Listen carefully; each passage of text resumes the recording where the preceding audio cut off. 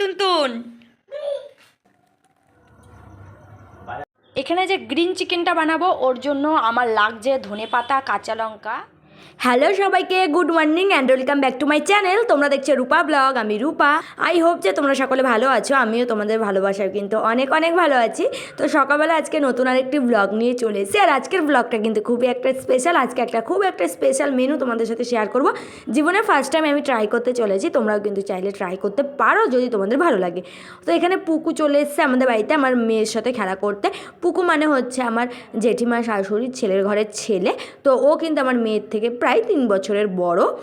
তো এখানে দেখো আমি গ্রিন চিকেন বানাবো, এর জন্য কিন্তু আমার যে যে উপকরণগুলো লাগছে সেগুলো তোমাদের সাথে একটু শেয়ার করে নেবো। তো ভাত হয়ে গেছে, ভাতটাকে এখন আমি আগে নামিয়ে নিই। এই গ্রিন চিকেনটা বানানোর জন্য পেঁয়াজটাকে কিন্তু একদম ছোট সাইজ করে কেটে নিতে হবে, মানে পুরো কুচি কুচি করে। তোমরা চাইলে কিন্তু এটাকে পেস্ট করেও নিতে পারো, কেননা এখানে কিন্তু কোনো রকমের মোটানে আছে আদা, রসুন, জিরে আর গোলমরিচ, এগুলোকে পেস্ট করা আছে। আর এখানে পেঁয়াজ কুচিয়ে দিলাম, একদম ছোট্ট ছোট্ট করে কুচি করতে হবে কিন্তু এই রেসিপিটার জন্য। একদম কুচি করে পেঁয়াজ কেটে দিয়েছি ছোট ছোট করে। আর এখানে একটুখানি হালকা গরম জলে কাজু বাদাম ভিজিয়ে রেখেছি, কাজু বাদামটা আমি পেস্ট করে নেব। এখানে আমার ভাতটা হয়ে গেছে, আগে আমি ভাতটা নামাই। দেখো এই গ্রিন চিকেনটা বানানোর জন্য কিন্তু আমাদের বেশি কিছু রেসিপি লাগবে না। তো এখানে আমি প্রথমে তেল দিয়েছি, তেলে কিন্তু কোনো কিছু ফোড়ন দিইনি। তো ছোট ছোট করে পেঁয়াজ কাটা ওটাকে দিয়ে তার মধ্যে আমি কিন্তু মুখ ফাটানো এলাচ দিয়ে দিয়েছি 3-4টে, কারণ ফ্লেভারটা ভালো আসে। এখানে দিয়ে দিচ্ছি কিন্তু রেগুলার নুন, আর ভালো করে কিন্তু পেঁয়াজটাকে একটু ভেজে নিলাম। পুরোপুরি ভাজলে চলবে না, মানে 80% ভাজতে হবে। এরপরে এর মধ্যে কিন্তু আমি চিকেনটা অ্যাড করব। তো চিকেনটা দিয়েও কিছুটা সময়, প্রত্যেকটা এই রান্নাটা কিন্তু খুবই সিম্পল আর খুবই সহজ, যারা কোনোদিনও রান্না করেনি তারাও কিন্তু পারবে। তার জন্য তোমাদের কিন্তু প্রত্যেকটা স্টেপ ফলো করতে হবে। মানে পেঁয়াজটাকে প্রথমে কিন্তু তোমরা একটু ভেজে নেবে, পুরোপুরি না, 80% মতন। তারপরে কিন্তু চিকেনটা দেবে। চিকেনটা দিয়েও কিন্তু তোমরা পেঁয়াজের সাথে ভালো করে মিশিয়ে বেশ কিছু সময় কিন্তু তোমরা একটু ঢাকা চাপা দিয়ে নেড়ে চেড়ে মিশিয়ে নেবে, মানে একটুখানি ভাজা টাইপের চিকেন করে নেবে। এরপরে দেখো চিকেন এমনি এমনি জল ছেড়ে দেয়, তো দেখেছো জল ছেড়ে দিয়েছে। এরপর কিন্তু আমার যেই মশলাগুলো আমি করে রেখেছিলাম, এখানে কিন্তু গোলমরিচের গুঁড়ো আছে, তো বলেই দিয়েছি কী কী আছে। আদা, রসুন, পেঁয়াজটা তো কুচিয়ে দিয়েছি, তো আদা, রসুন, ধনের গুঁড়ো, আর কিন্তু আছে গোলমরিচের গুঁড়ো, মানে ধনের গুঁড়ো আমি পরে অ্যাড করব। এখন এই মশলাটাকে দিয়ে ভালো করে নেড়ে চেড়ে মিশিয়ে আবার কিছুটা সময় বেশ আমি কষাতে দেবো এবং কষতে দেবো। এই রান্নাটা যে কষতে দেবো, এতেই কিন্তু অনেকটা সুন্দর স্বাদ চলে আসবে। এখানে দেখো দিয়ে দিচ্ছি ধনের গুঁড়ো, একটুখানি ধনের গুঁড়ো অ্যাড করতে পারো। তার মধ্যে তোমরা কিন্তু একটু হালকা একদম, এই দেখো কইটুখানি আমি হলুদ দিচ্ছি, 1 চিমটি হলুদ দেবে। এর বেশি কিন্তু হলুদ দিলে গ্রিন চিকেনটা তোমরা যেটা চাইছো সেটা কিন্তু পাবে না, ওর জন্য তোমাদের কিন্তু একদম অল্প হলুদ দিতে হবে। আর আমি ভালো করে ঢেকে 15 মিনিটের জন্য চিকেনটাকে কিন্তু কুক হতে দেবো। এদিকে যে হালকা গরম জলে কাজু বাদাম ভিজাতে দিয়েছিলাম, সেই কাজু বাদামগুলোকে পেস্ট করে নেব। তো এরপর আমি এই চিকেনটাকে ভালো করে ঢেকে দিচ্ছি।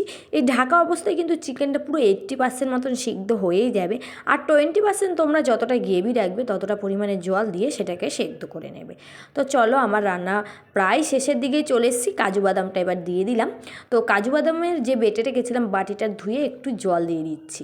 এই কাজু বাদাম দিলে কিন্তু চিকেনের টেস্টটাই আলাদা হয়ে যায়। আর আজকের চিকেনটা পুরো আমরা রেগুলার যে স্বাদের চিকেন খাই, মানে লাল লাল ঝোল ঝোল, তার থেকে কিন্তু একদম আলাদা টাইপের, একদমই পুরো অন্য স্বাদের একটা খাবার। কিন্তু তোমরা যদি চাও যে চিকেনের রোজ একঘেয়েমি আইটেম থেকে একটু অন্যরকম কিছু, তাহলে কিন্তু তোমরা এটা ট্রাই করে দেখতে পারো।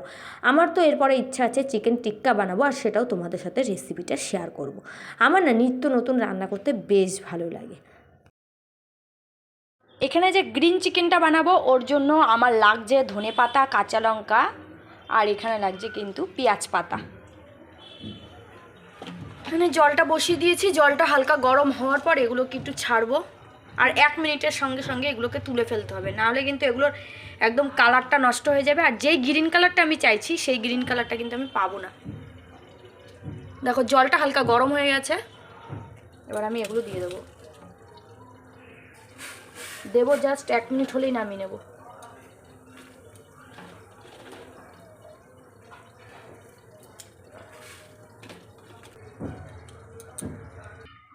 এখানে দেখো আইস জল রাখতে হবে, একদম ঠান্ডা বরফ জলে। আমার 1 মিনিট হয়ে গেছে ইতিমধ্যে, আমি এখন বন্ধ করে দেবো গ্যাসের ফ্লেমটা। আর এখান থেকে তাড়াতাড়ি করে আমি এগুলো নামিয়ে নেব।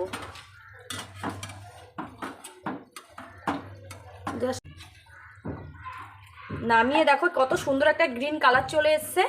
আর আমি এটাকে সাথে সাথে দিয়ে দেব এই আইস জলে।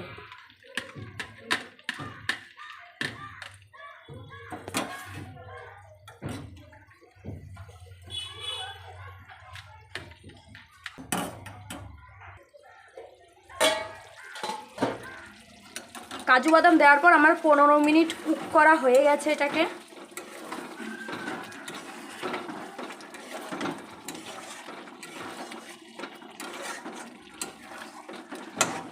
এরপর আমি একটু চিকেনটাকে দেখে নেব কতটা সেদ্ধ হয়েছে। মিনিমাম 80% সিদ্ধ হয়ে গেছে চিকেনটা। এবার আমি এর মধ্যে দিয়ে দেবো এই জলটা। এখানে কিন্তু মোটেও বেশি জল ইউজ করা যাবে না, তোমরা চাইলে যতটা কম জল পারো দিতে পারো, তাহলে কিন্তু টেস্টটা বেশি হবে। আমার কিন্তু একটু জলের পরিমাণটা বেশি হয়ে গিয়েছিল, জলের পরিমাণটা কম দিলে কিন্তু চিকেনের টেস্টটা খুব ভালো আসবে।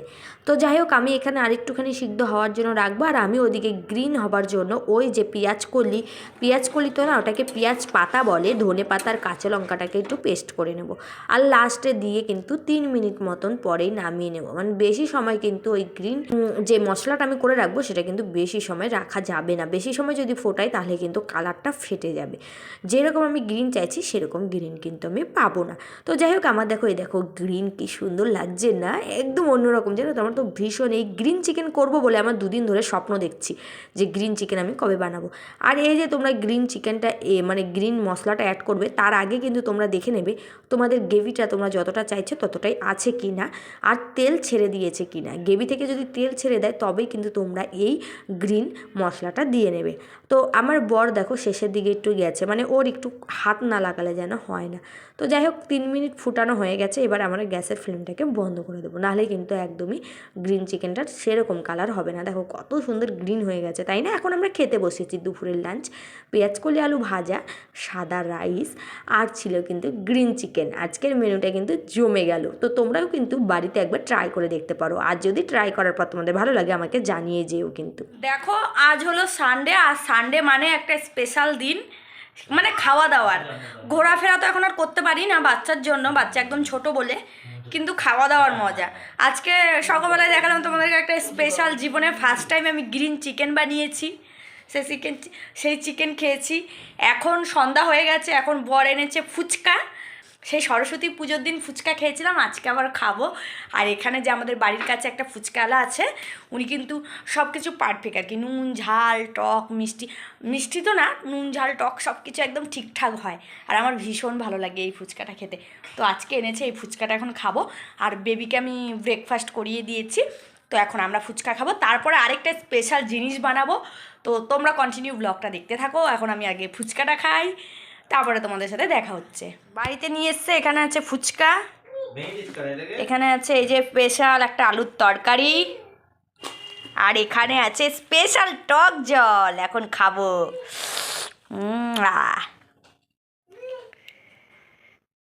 এই তুনতুন, তুনতুন পাখি, কি করছিস? তুনতুন পাখি কি করছিস? আবার ফার্স্টে এরকম করে ভাঙবো, একটু দেবো আলুর তরকারি, আর এই যে টক জলটা এটা বলবো।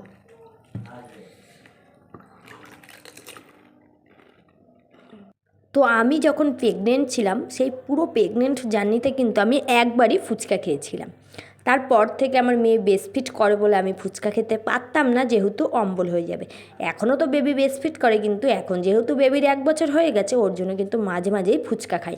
আর এখন আমার শরীরটা বেশ একটা ভালো যায়ও না, তো সবসময় মুখে যেন রুচি থাকে না, আর একদমই ভালো লাগে না। ওর জন্য মাঝে মাঝে কিন্তু বরকে বলি তুমি ফুচকা নিয়ে আসবে, আর আমি ঘরে বসে বসে কিন্তু ফুচকা খাই, কেননা আমার একদমই মুডটাও ভালো লাগে না আর মনটাও ভালো লাগে না। চলো, ফুচকা খাওয়া হয়ে গেছে, এবার কাজে লেগে পড়ি। এই যে সব কিচেনটা একদম দেখতে পাচ্ছ কি অবস্থা হয়ে রয়েছে, এটাকে পুরো পরিষ্কার করবো, বাসন টাসন মাজা ধোয়া, গ্যাস ট্যাস পরে মুছবো। আবার রাতে রান্না হবে, রাতে কি রান্না করবো সেটাও তোমাদের সাথে শেয়ার করবো। তো চলো আগে আমি এটাকে পরিষ্কার করে নিই। এখানে কিন্তু ওই যে দেখতে পাচ্ছ বাবা আর মেয়ে খেলা করছে, আর আমার ঘর বাড়িতে দেখতেই পাচ্ছ কি অবস্থা। এখন দেখো আমি তাড়াতাড়ি করে বাসনগুলো মেজে নেব। যতটা স্পিডে দেখাচ্ছি ততটা স্পিডে কিন্তু মোটেও না, কারণ আমি ম্যাশিং না যে আমি ম্যাশিংয়ের মতন ঝটপট করে বাসন মেজে নেব। তো যাই হোক, তোমাদের সাথে স্পিডে শেয়ার করছি। বাচ্চার বাবা যদি অফিস থেকে তাড়াতাড়ি চলে আসে তাহলে কিন্তু আমার অনেকটাই চিন্তামুক্ত হয়ে যায়, কেননা ও ওর বাবার সাথে খেলতে থাকে আর আমি তত সময় আমার সব কাজগুলো করে নিই। এখন কিন্তু আবার আমার রাতের রান্নাও করতে হবে। রাতের রান্না তোমাদের সাথে ভাবলাম শেয়ার করব, কিন্তু সত্যি কথা বলতে সময় হয়ে উঠলো না, কেননা ব্লগটাও বড় হয়ে গেছে আর তারপরে ভিডিও শ্যুটও আমার করা হয়নি, কারণ বেবি কান্নাকাটি করছিল, তাড়াতাড়ি করে আমার রান্না করার ছিল। আর যে স্পেশাল মেনুটা করব সেই স্পেশাল মেনুটাও করতে পারিনি। এখন বাচ্চা ছোটো নিয়ে কিন্তু খুব একটা বেশি স্পেশাল মেনু করা যায় না, তবুও যতটা সম্ভব করার চেষ্টা করি। তো আজকের ব্লগটা তোমাদের কেমন লাগলো তোমরা কিন্তু অবশ্যই কমেন্ট সেকশানে জানিয়ে যেও। যদি ভালো লাগে একটা লাইক কমেন্ট শেয়ার করে আমার পাশে থাকতে ভুলো না।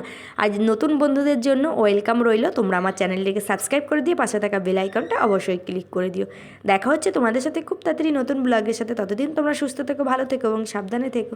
Good night.